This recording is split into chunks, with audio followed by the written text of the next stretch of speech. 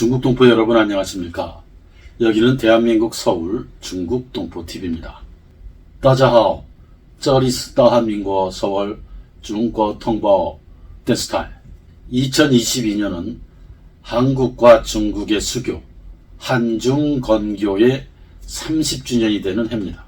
그래서 한국의 언론, 텔레비, 방송 등 여러 언론 매체에서 한중 순교 30주년과 관련하여 특집 방송을 내거나 대대적인 분석 기사 이런 것들을 쏟아내고 있습니다. 하지만 한국에 살고 있는 중국 동포 또는 중국 동포와 관련해서는 심층적인 분석이나 심층적인 아주 깊은 분석을 하거나 보도를 하는 것이 없습니다. 이 표면적, 이 겉으로 드러나는 현상에 대해서 짧은 보도는 있지만 깊게 들여다본 보도는 없다, 이렇게 평가를 합니다. 그래서 중국 동포TV는 한중 수교 30년과 관련해서 우리 중국 동포에 대한 좀 심층적인 분석을 보도하려고 합니다. 중국 동포와 관련해서 이 30년간 4개의 큰 뉴스가 있다, 이렇게 봅니다. 첫째는 한중 수교, 둘째는 한중 수교 이후 한국으로 온 중국 동포들이 동포로서 인정받지 못하고 불법 체류자로 고통당하고 추방당하고 아우성과 비명을 지를 때에 중국 동포를 동포로 받아들여야 된다고 하는 한국 사회의 민간에서 대대적인 운동이 일어났는데 그것이 두 번째 뉴스다. 세 번째는 이러한 불법 체류자로서 혹은 동포로서 대우받지 못하는 이러한 현실을 보고 특단의 결단을 한 노무현 대통령의 중국 동포 포용 정책, 이것이 세 번째 뉴스고, 네 번째는 한국에 사는 70만 또는 80만 중국 동포들은 대한민국이 2021년 선진국으로 공인되고 전 세계로부터 인정되었는데 한국에 체류하는 이 중국 동포들이 대한민국이 선진국에 진입하는데 큰 공헌을 하였고 기여를 했다. 이것이 네 번째 큰 뉴스가 되겠습니다.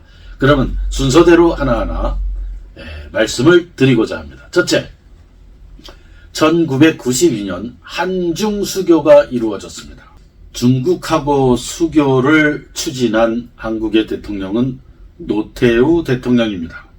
노태우 대통령이 중국하고의 수교를 추진한 근본적인 목적과 이유는 북한을 개혁 개방으로 인도해서, 즉 중국의 힘을 빌려서 중국처럼 등소평식 개혁 개방으로 북한을 유도해내어서 남한과 북한이, 즉 우리 민족 전체가 남북한 연합으로 가고 끝내는 하나의 민족의 통일을 근본적인 목표로 이유로 해서 중국하고의 수교를 추진했습니다.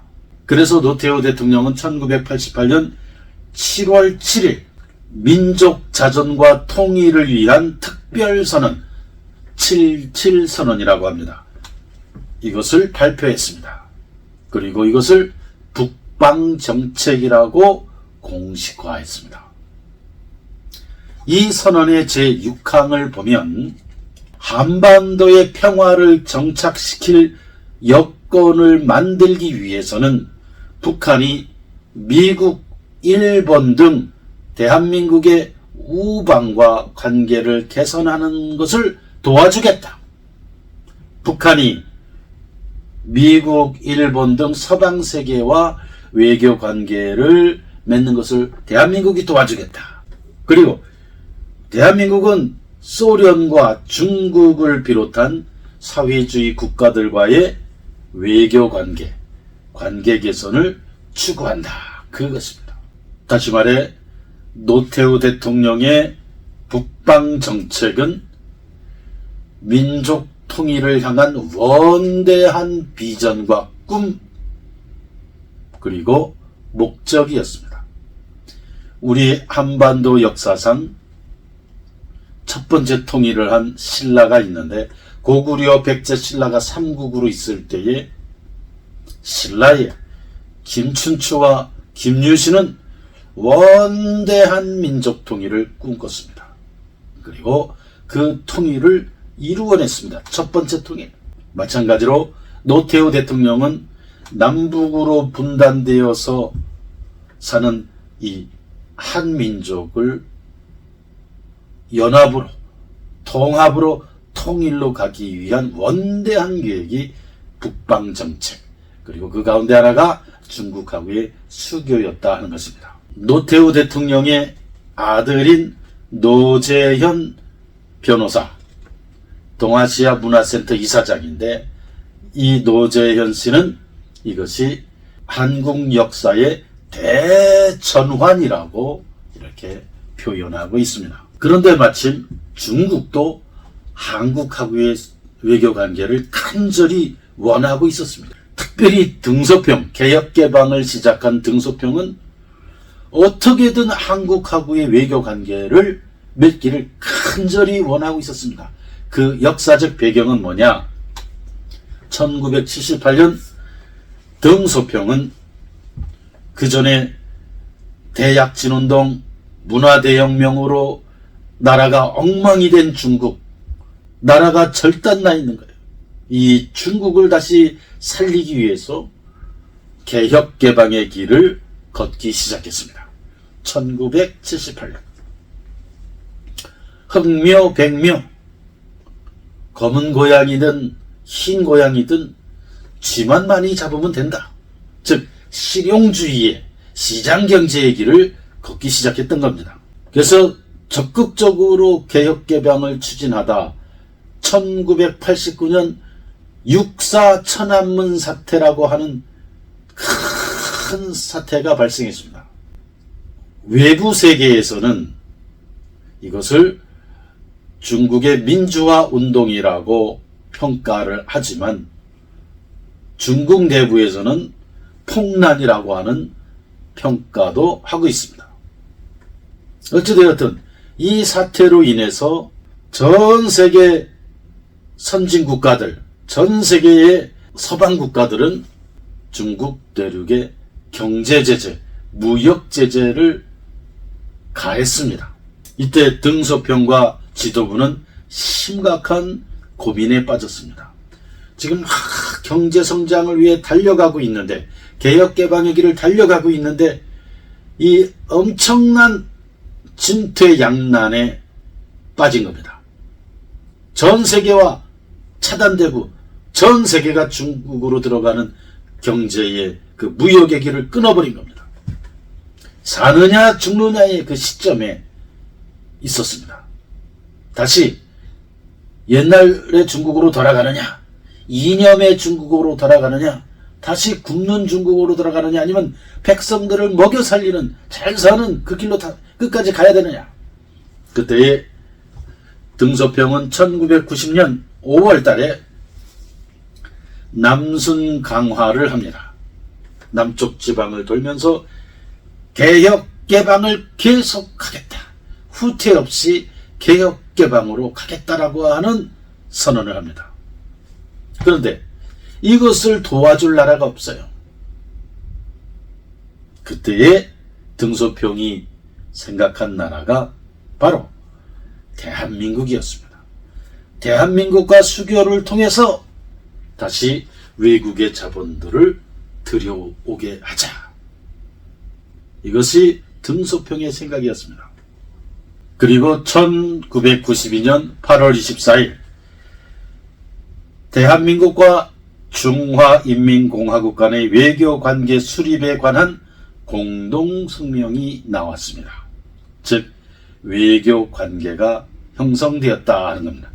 한중 수교가 이루어진 이후 그 전후로 한국 사회에서 잊혀졌던 중국 동포들이 물밀듯이 한국으로 들어오기 시작했습니다. 개혁 개방의 영향도 있었고 중국이 도시화가 되면서 동시에 한국의 고국의 코리안 드림, 한국 꿈이라고 하는 그 바람이 동북삼성에 불면서 대대적으로 우리 동포들이 들어오기 시작했는데, 그때의 한국 정부는 중국 동포들을 맞이할 준비가 못 되었습니다. 제도적으로, 법적으로 준비가 안 된 상태에서 중국 동포들이 물밀듯이 들어오니 엄청난 부작용과 엄청난 민족사의 중국 동포들의 고통이 있었고 충격이 있었고 눈물이 있었습니다. 그러다 보니 한국으로 들어온 중국 동포들이 거의 다 불법 체류자 신세가 되어서 고국인 한국에서 붙잡혀서 추방당하고 강제 추방당하고 또 여러가지 다시 들어오고 추방당하고 경찰만 봐도 불안하고 법무부 출입국 공무원만 봐도 심장이 덜덜 떨리는 중국 동포들의 그 고통과 눈물이 참 바다같이 컸습니다. 고국인 한국에 오니 동포라고 하지 않고 중국인이라고 하지, 중국에서 온 거지 취급을 하지. 중국 동북 삼성에 살 때는 소수민족으로 서러움을 많이 겪고 살았는데 고국에 왔어도 이러한 차별을 겪으니 동포들의 가슴에 그 당시에는 가슴만 톡 건드려도 이 가슴에 쌓인 그 눈물의 바다가 왈칵왈칵 터지는 그러한 분위기였습니다. 가슴속에 눈물의 강이 크게 지냈던 시절이었습니다. 이때에 두 번째 큰 우리 동포들에게 두 번째 큰 사건, 두 번째 뉴스가 있는 겁니다. 이때에 우리 중국 동포들을 이렇게 고통으로 두면 안 되겠다, 고통 안에 두면 안 되겠다고 해서 구로구에 있는 서울 조선족교회 서경석 목사님이 앞장서서 나서기 시작했습니다. 서울 조선족교회는 1999년부터 대략 2004년도까지 그 몇 년간을 우리 중국 동포들의 합법 체류를 위해서, 제도 완성을 위해서, 중국 동포를 포용하기 위해서 계속적인 노력, 운동, 투쟁을 했습니다. 저도 그 당시에 중국 동포의 합법적 체류와 자유왕래를 위한 이 운동, 우리 민족의 회복, 중국 동포들이 다시 한국에 들어오는 것이 제2의 광복인데, 이 운동을 위해서 서울 조선족교회에서 당시에 몇 년간 투쟁위원장을 했습니다. 서경석 목사는 7차례 중국 동포들의 합법적 체류와 제도를 위해서 목숨을 건 단식을 했습니다. 한 번은 서경석 목사님이 단식을 하다가 피를 벌컥벌컥 토한 적이 있습니다. 잘못하면 생명을 잃을 뻔했습니다. 그 당시 중국 동포들도 서울 조선족교회의 이 운동과 투쟁에 많이 참여했습니다. 그리고 중국 동포들을 대변하기 위해서 한국 최초로 신문을 창간했습니다. 이것이 그 당시 중국 동포 신문인 동북아 신문의 창간호입니다. 이 동북아 신문의 초대 총편집이 저였습니다. 이 창간호의 제목이 있습니다. 이 창간호의 제목, 일면 제목을 어떻게 쓰느냐? 참 우리 민족의 역사를 생각하며 중국 동포의 역사를 생각하고 우리 민족 한반도의 미래를 생각하면서 이 제목을 썼습니다. 이는 역사에 남을, 우리 민족의 역사에 남을 그 제목이고, 역사의 방향을 설정하고 역사의 방향을 정하는 그러한 제목이어야 되기 때문에 많이 생각한 후에 이렇게 제목을 잡았습니다. 조선족 자유왕래 실현돼야 한다. 더 이상 중국 동포들의 아픔을 외면해선 안 된다. 21세기 우리 한민족의 활로는 바로 동포들과 함께 가야 할 때 열린다. 가장 큰 제목은 조선족 자유왕래 실현돼야 한다. 이 신문은 한국 최초로 중국 동포들을 대변하기 위해 만든 신문입니다. 그리고 동포들에게 이 신문은 엄청나게 당시에 영향을 준, 동포들에게 희망과 꿈을 준 신문이었습니다. 마치 우리는 독립운동 하듯이 그 당시에 활동을 했습니다. 이 사진은 2001년 10월 달에 효창운동장부터 서울역까지 우리 중국 동포 대략 약 10,000명이, 8,000명 내지 10,000명이 대행진을 했습니다. 여기에 보면 우리 다 중국 동포들입니다. 다 불법 체류자들입니다. 10,000명이 대행진을 했습니다. 효창운동장부터 서울역까지. 이때 우리가 주장한 게 있습니다. 우리 중국 동포들에게 합법적 체류를 보장하라. 강제 추방 중단하라. 이 트럭 위에 두 사람이 있어요. 이 전체 10,000명의 행진을 지휘하고 진행하는 것을 제가 당시에 했습니다. 우리 중국 동포 10,000명을 이끌고 불법 체류 동포 10,000명이 행진한 겁니다. 요 트럭에 두 사람이 있는데 검은 양복을 입고 있는 분이 서경석 목사님, 옆에서 한복을 입고 지휘하는 사람이 접니다. 최한규 목사.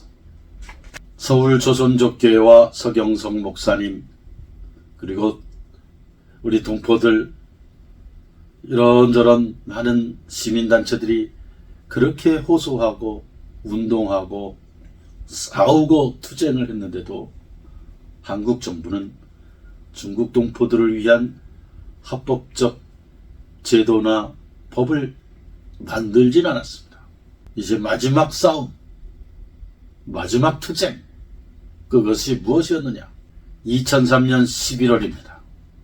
11월 15일부터 이제 불법 체류 동포들을 대대적으로 잡아서 정부가 추방하기로, 그 15일부터 추방하는 정책을 집행합니다.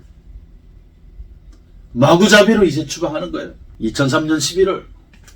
이때 중국 동포 약 5,665명 우리 동포들이 집단적으로, 집체적으로 헌법재판소에 가서 헌법소원을 신청합니다. 즉 헌법소송이죠. 어떤 이유와 명분으로 했냐? 중국 동포들은 고향인 한국에 돌아와 살 권리가 있다. 그리고 중국 동포들은 고국에 살 권리 가운데 하나가 국적을 신청할 권리가 있다. 우리의 할아버지와 할머니들이 저 한국 전체에 묻혀 있고, 무덤이 있고, 산소가 있고, 할아버지 형제자매들이, 할머니 형제자매들이 다 있는데, 이들에게, 우리 동포들에게 고향에 돌아와 살 권리를 인정하라, 이런 내용의 헌법소원을 했습니다. 그게 이 사진입니다. 5,000명이 넘는 동포들이 모여 우리에겐 고향에 돌아와 살 권리가 있다. 이 집단 소송을 한 5,600여 명의 중국 동포 가운데 약 2,800여 명의 중국 동포들이 11월 14일부터 집단 단식에 들어갔습니다. 집단 단식. 당시의 동포들은 서울 조선족교회, 세문안교회, 명성교회, 지구촌교회, 소망기도원, 강남교회, 강변교회, 순복음 인천교회, 이 8개 교회로 흩어져서 무기한 집단 단식에 들어갔습니다. 조선족 교회는 주장했습니다. 중국 동포들은 강제 추방의 대상이 아니다. 중국 동포들은 고향에 돌아와 살 권리가 있다. 이 권리를 인정해라. 존중해라. 중국 동포들의 이 집단 단식은 대한민국의 모든 텔레비 방송, KBS, SBS, MBC, YTN, 그리고 조선일보, 중앙일보, 동아일보 등등 모든 신문, 심지어 지방지, 부산일보, 제주신문, 강원일보, 대전일보, 충북일보, 인천일보 등등 대한민국의 모든 언론과 신문들이 이 소식을 대대적으로 보도했습니다. 대대적으로. 그리고 한국 사회가 충격을 받았습니다. 중국 동포들이 한국에서 이렇게 고통을 당하고 있다고 하는 것을 한국 사회 전체가 충격으로 받아들였고, 한국 사회가 고민하기 시작했고, 이걸 어떻게 하면 좋으냐. 이 계기가 바로 이 집단 단식이었습니다. 그 당시 중국 동포 문제를 해결하려고 나섰던 다른 목사님들도 있습니다. 김혜성 목사님, 중국 동포교회, 임광빈 목사님. 그러나 중국 동포 문제를 해결하는 데 있어서의 그 역량은 결정적으로 중국 동포의 문제를 해결하고 문제를 푼 분은 서울조선족교회 서경석 목사님이라고 평가합니다. 왜냐하면 나도 그 당시에 현장에 투쟁위원장으로 오랜 세월을 함께 눈으로 보았고, 함께 운동에 참여했고, 동포들과 함께 울고 울었기 때문에 그 현장을 상세히 압니다. 역사는 반드시 이것을 기록을 해야 됩니다. 내가 쓴 책 이 황하의 물결에는 이러한 내용들이 상세히 참으로 피눈물 나는 동포들의 이야기가 여기에 쓰여 있습니다. 기록되어 있습니다. 이것은 대한민국에서 유일하게 책으로 나온 기록물입니다. 역사 기록입니다. 중국 동포를 위해 앞장섰던 서경석 목사님, 그리고 가장 많은 희생을 한 서경석 목사님은 아버지, 부친이 항일 독립운동가, 항일 독립투사입니다. 중국의 상하이에서 항일 독립운동을 했던 그런 독립운동가입니다. 우리나라가 일본 식민지였을 때 서경석 목사님은 그 어머니가 상하이의 그 남경대학, 난징다슈에쇼, 아주 유명한 대학이죠. 거기를 졸업한 아주 우수한 인재입니다. 중국어도 아주 그러니까 잘했어요. 그리고 이 한반도가, 대한민국이 광복이 되면서 한국으로 돌아와서 서경석 목사님의 부친은 한국의 해군의 제도까지 하셨습니다. 서경석 목사님이 앞장서서 중국 동포의 문제를 해결했다고 하는 것은 제가 옆에서 본 증인이요, 목격자입니다. 그리고 그 모든 것을 이 책 속에 다 기록으로 남겨놨습니다. 자, 세 번째 큰 뉴스입니다. 중국 동포들이 거의 3,000명이 집단 단식을 하면서 이것이 대대적으로 한국 사회에 알려지니 당시 대통령이었던 노무현 대통령께서 우리 동포들의 눈물을 보시고 너무너무 마음 아프게 생각했습니다. 그래서 집단 단식 15일째, 그러니까 2003년 11월 29일 노무현 대통령께서 전격적으로 일정에 없었던, 그러니까 이 전격적으로 서울 조선족교회에서 집단 단식하고 있던 동포들을 찾아왔습니다. 노무현 대통령께서 서울 조선족교회에서 집단 단식하고 있는 중국 동포들을 만났을 때에 중국 동포들은 통곡을 했습니다. 엎드려서 오열을 했습니다. 눈물바다였습니다. 눈물바다. 이 사진은 조선족회 3층 예배당에서 약 300여 명의 중국 동포들에게 위로의 말, 격려의 말을 하는 노무현 대통령 사진입니다. 노무현 대통령께서 서울 조선족교회를 방문하고 나서 중국 동포 문제가 완전히 해결되기 시작했습니다. 노무현 대통령은 동포들에게 이 문제가 쉽게 해결은 안 되지만 노력해 보겠으니 믿고 기다려 달라는 이야기를 했습니다. 그리고 나서 노무현 대통령은 중국 동포들이 고향에 돌아와 살 권리를 실천했습니다.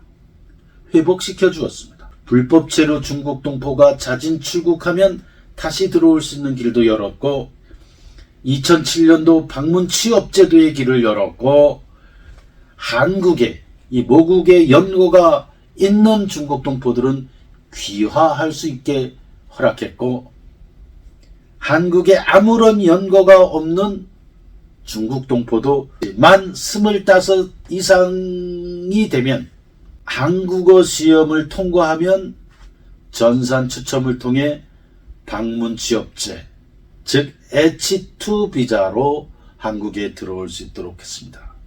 나는 특별히 한국에 아무런 연고가 없는 무연고 중국 동포가 25세 이상 되면 한국에 들어올 수 있게 한 것, 이 H2 비자를 준 것은 우리 민족의 먼 미래를 봤을 때 우리 민족의 하나됨과 통합과 통일을 위해 대단히 중요한 결정을 했다, 이렇게 평가합니다. 한국에 연고가 없다고 하는 것은 바로 그 중국 동포는 한국 출신이 아니라 저 북한 출신이라고 하는 겁니다. 북한 출신 중국 동포도 25세 이상이면 다 한국에 들어올 수 있는 그 길을 열었다고 하는 것은 우리 민족의 통합과 통일을 위해 아주 중대한 의미를 가진 결정이었다. 난 그렇게 분석하고 평가를 내립니다. 네 번째 중대한 뉴스, 네 번째 중대한 사건입니다. 한국에 체류하는 중국 동포 70만 혹은 80만 명의 의미는 도대체 무엇이냐? 한국은 이 지도에서 보듯이 아시아 전체가 공산국가로 변하고 공산화되었을 때에 조그맣게 끄트머리처럼 작은 곳이 대한민국이었습니다. 북한은 공산주의의 길을 가기로 선택했습니다.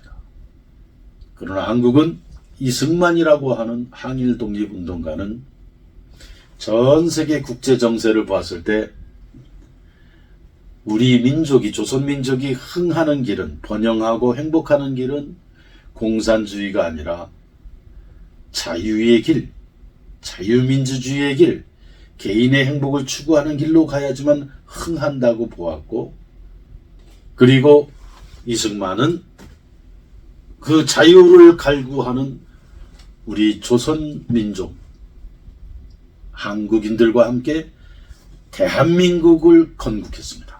그리고 6.25 전쟁을 거치고 완전히 대한민국은 잿더미에 내려앉았고 완전히 폐허가 되었습니다. 강과 산, 들과 모든 것이 전쟁의 폐허였고 완전히 굶주리기 시작했고 세계에서 가장 가난한 나라가 되었습니다.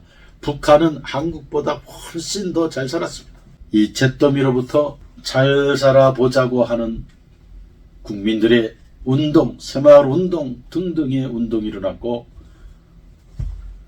산업화를 이루었고 다시 말해 한강의 기적을 만들었고 또 민주화를 이루었고 이제는 선진국으로 들어가야 하는 꿈과 목표를 향해 대한민국이 앞으로 진행하고 앞으로 나아가고 있을 때였습니다. 그때가 바로 한중수교가 이루어졌습니다. 자, 한중수교 30년. 자, 중국 동포들이 한국에 와서 30년을 보냈습니다. 2021년 7월 2일 유엔 무역개발회의 웅크타드라고 합니다. 거기에서 195개 전체 국가가 만장일치로 대한민국은 선진국이 되었다고 하는 결정을 했습니다. 2021년 7월 2일. 이것은 무슨 의미가 있을까요? 바로 한국에 체류하는 70만 또는 80만 명의 중국 동포는 30년간 한국에 체류하면서 대한민국이 선진국에 진입하는 데에 기여를 했고 공헌을 했고 밑받침이 되었다는 겁니다. 위대한 역사. 대한민국이 세계 최초로 유엔 무역개발회의에서 유일하게 역사상 유일하게 선진국으로 들어가는 데 있어서 중국 동포들이 밑받침이 되었고 기여를 해왔고 함께 한국인과 함께 피와 땀과 눈물을 흘렸다고 하는 것입니다. 역사상 유일한 그러한 나라입니다. 거지 국가, 외국으로부터 지원을 받는 국가에서 선진국이 된 유일한 나라. 이것이 대한민국인데 이 대한민국은 현재 한국의 예술, 문화, 상품, 전자상품, 기술, 노래, BTS 등등 드라마 등등이 전 세계를 휩쓸고 있습니다. 외국의 언론과 신문도 대한민국의 그 한류, 전 세계를 휩쓰는 그 한류를 대대적으로 보도하고 있습니다. 그런데 대한민국이 선진국으로 진입하고 선진국이 되는 데 있어서 한국에 체류하는 70만 또는 80만 중국 동포들이 함께 했고 땀을 흘렸고 기여를 했고 공헌을 했고 밑받침이 되었다고 하는 이 위대한 역사적 사실입니다. 중국 동포들이 한국이 선진국으로 들어가는 데 있어서 그 밑받침이 되어주었고 함께 했고 함께 땀을 흘렸다고 하는 것이 가장 큰 한중수교 30년 역사에 있어서 가장 크고 의미 있는 그러한 일이다. 이렇게 나는 평가를 합니다. 이것이 제대로 된 평가입니다. 제대로 된 보도입니다. 이 역사의 물결의 심층을 들여다보는 눈이 열린 사람, 역사를 쓰는 사람은 눈이 열려야 됩니다. 이 역사의 방향, 역사의 흐름, 역사의 의미, 전 세계를 향한 관문인 인천국제공항 건설, 우리 중국 동포들이 땀 흘렸습니다.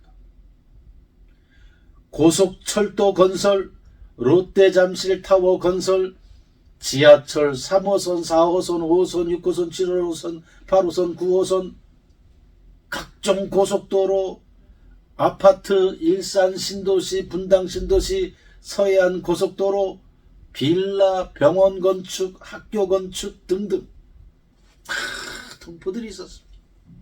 가정부, 농장일, 가게, 식당, 파출부, 공장, 회사, 전자회사, 청소부, 버스기사, 양돈농장, 양계농장, 각종농장, 배 타는 선원, 간병인, 통역, 가이드. 대한민국이 선진국으로 들어가는 데에서 우리 중국 동포들이 이런 밑받침 역할을 했고 함께 우리의 같은 동포여 우리의 같은 형제자매인 한국인과 함께 선진국 진입에 있어서 함께 했다. 동행했다. 우리 민족의 역사는, 대한민국의 역사는 이런 평가를 내리고 중국 동포들의 그 공헌과 기여를 인정해야 된다. 중국 동포가 이념적으로, 사상적으로 같은 북한으로 가지 않고 자유민주 체제인 대한민국으로 와서 함께 했다고 하는 것은 민족의 미래를 생각하는 지도자들이라면, 지성인들이라면, 우리 민족의 통합과 통일을 생각하는, 민족을 사랑하고 나라를 사랑하는 그러한 국민과 시민이라면 중국 동포들이 한국에 70만, 80만 명이 와서 함께 해준 것에 대해서 깊이 감사하고 깊이 들여다봐야 된다. 깊이 통찰해야 된다. 그렇게 생각합니다. 한중 수교 이후 30년 중국 동포와 관련한 4개의 큰 뉴스를 함께 생각해 보았습니다. 한국의 텔레비, 라디오, 신문, 방송 등도 이러한 관점에서, 이러한 역사적 맥락과 역사의 흐름 속에서 한국에 체류하는 중국 동포들을 봐야 하는 거예요. 그리고 그런 관점에서 깊이 보도를 해야 됩니다. 기자들도, 신문사도 좀 이제는 깊게 들여다봐야 된다. 이 표면적인 것을 보는 게 아니라 이 리면, 이 이면, 안을 들여다보고 분석하고 해석하고 통찰할 수 있어야 된다. 앞으로 이런 중국 동포와 관련해서는 이 중국 동포 TV와 같은 그런 분석과 통찰을 함께 하면서 이제 보도를 하고 기사를 쓰고 방송을 해야 된다. 나 그렇게 생각합니다. 역사를 기록하는 사람은 해안, 눈이 열려야 하는 거예요. 민족사의 먼 미래와 방향, 이 흐름, 그리고 그 중국 동포가 갖는 역사적 의미에 대한 평가, 이것을 깊게 보는 기사, 글, 보도, 방송들이 앞으로는 계속 나와야 된다고 생각합니다. 중국 동포 여러분, 여러분들은 한반도의 통합과 우리 민족의 통합과 통일을 위해 우리 민족의 역사의 하늘이 보낸 민족의 보배요, 통일의 선봉대요, 꽃이라고 할 수 있습니다. 여러분들이 오늘 흘리는 땀방울과 수고는 우리 민족이 위대하게 일어서는 데에 기여하는 그러한 땀방울입니다. 늘 건강하시고 평안하시기를 기원합니다. 중국 동포TV를 응원해 주시고 늘 지지해 주시기를 또한 부탁드립니다. 구독과 좋아요 또한 부탁드리겠습니다. 감사합니다.